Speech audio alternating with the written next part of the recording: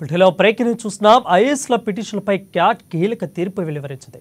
5 ఐఏఎస్లను shock ఇస్తూ DoPT ఆదేశాలను పాటించాలని క్యాట్ తీర్పునిచ్చింది. ఇక యథావిధిగా రిపోర్టు చేయాలని ఆదేశించింది. ఇక ప్రజాహితాన్ని పరిగణలోకి తీసుకున్నట్లు పేర్కొంది.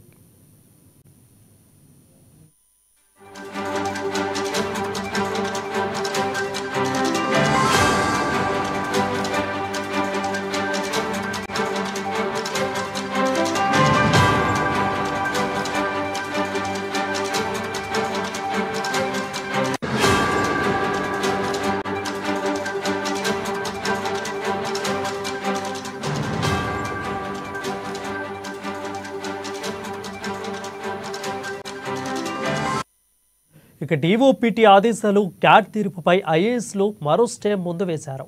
ఇక రేపు హైకోర్టులో లంచ్ మోషన్ పిటిషన్ దాఖలకు నిర్ణయం తీసుకుంది. డీఓపీటీ ఆదేశాల ప్రకారం ఏపీలో రిపోర్టు చేసేందుకు రేపే డెడ్ లైన్ కావడంతో ఆ ఆదేశాలను సవాల్ చేస్తూ 8 మంది సివిల్ సర్వెంట్లు క్యాట్ను ఆశ్రయించారు. ఇక విచారణలో అందరి వాదనలను విడివిడిగా విన్న సెంట్రల్ అడ్మినిస్ట్రేషన్ ట్రిబ్యునల్ రేపు ముందు ఏపీలో రిపోర్టు చేయాలని క్యాట్ను కూడా ఆదేశాలను జారీ చేశారు.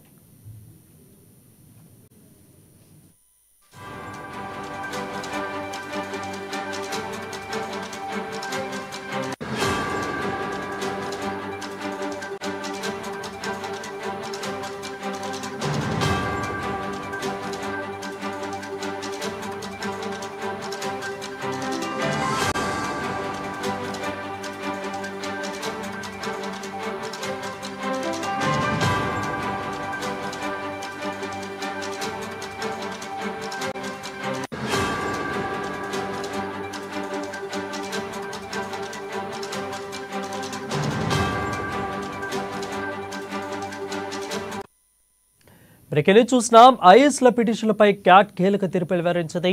ఇక 5 ఐఏఎస్లకు షాక్ ఇస్తూ డీఓపీటీ ఆదేశాలు పాటించాలని క్యాట్ తీర్పునిచ్చింది.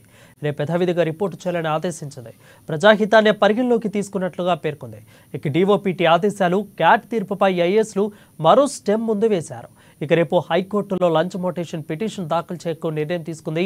డీఓపీటీ ఆదేశాల ప్రకారం ఏపీలో రిపోర్టు చేసేందుకు రేపే డెడ్ లైన్ కావడంతో ఆదేశాలను సవాల్ చేస్తూ దాదాపు 8 మంది సివిల్ సర్వెంట్లు క్యాట్ను ఆశ్రయించారు.